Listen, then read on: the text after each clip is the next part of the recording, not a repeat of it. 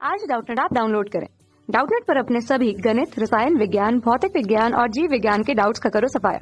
बस प्रश्न की फोटो खींचो, एक ही प्रश्न को क्रॉप करो और तुरंत वीडियो सोल्यूशन पाओ। अभी डाउनलोड करें।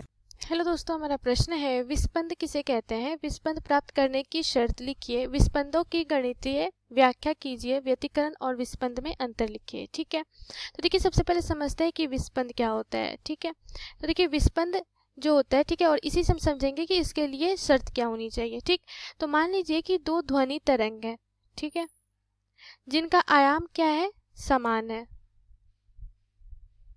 ठीक है, ये दो ध्वनि तरंग है ए और बी, ठीक है, और इनका आयाम जो है वो मान ले रहे हैं ए है। ठीक है, दोनों तरंगों का आयाम क्या है, समान है, लेकिन इनकी आवृत्तियां क्या है, अलग अलग है। F1 और F2 मान ले रहे हैं। ठीक है, दोनों ध्वनि तरंग की आवृत्तियां क्या है, अलग अलग है। जब इन्हें एक ही दिशा में संचरित किया जाता है तो माध्यम के किसी बिंदु पे इनका अध्यारोपण होता है और अध्यारोपण के फलस्वरूप हमें एक नई परिणामी ध्वनि तरंग प्राप्त होती है। ठीक है, और ये नई जो तरंग होती है, परिणामी तरंग, वो उसकी तीव्रता किसी बिंदु पे अधिकतम प्राप्त होती है और किसी बिंदु पे हमें क्या प्राप्त होती है, न्यूनतम प्राप्त होती है। ठीक है, तो ध्वनि की तीव्रता क्या होती है कि किसी बिंदु पे हमें तीव्रता, कहीं हमें क्या प्राप्त होती है, अधिकतम, और कहीं पे क्या प्राप्त होती है, न्यूनतम।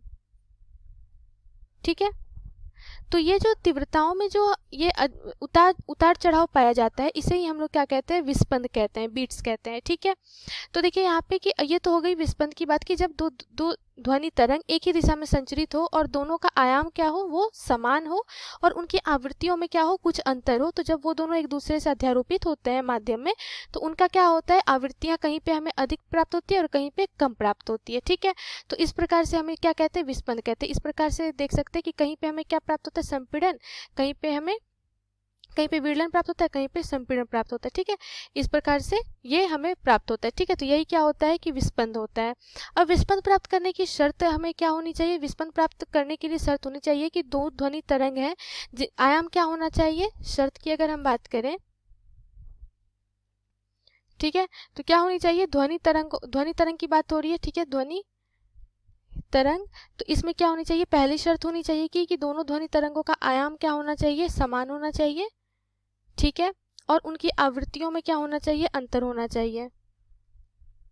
आवृत्तियों में अंतर होना चाहिए, समान नहीं होना चाहिए। ठीक है, अंतर होना चाहिए और दोनों तरंगे एक ही दिशा में संचरित होना चाहिए। ठीक है, तरंगों का संचरण एक ही दिशा में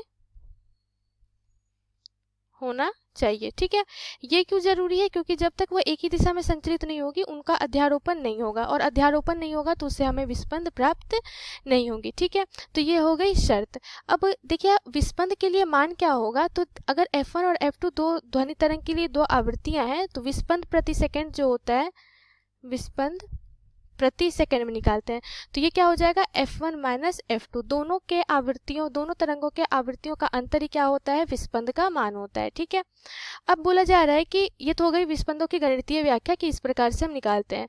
व्यतिकरण और विस्पंद में अंतर हमें लिखना है। ठीक है, तो देखिए व्यतिकरण जो होती है वो सभी प्रकार के तरंगों में संभव है, जैसे प्रकाश तरंग हो, ध्वनि तरंग हो।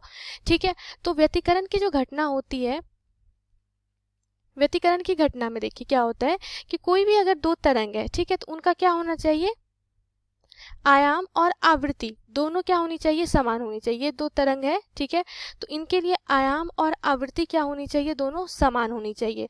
और जब इसे एक दिशा में संचरित किया जाता है तो इनका क्या होता है, अध्यारोपण होता है माध्यम के किसी बिंदु पे, और अध्यारोपण के फलस्वरूप जो तरंग हो, प्रकाश तरंग हो या ध्वनि तरंग हो, उसकी तीव्रता क्या होती है, किसी बिंदु पे हमें अधिकतम प्राप्त होती है,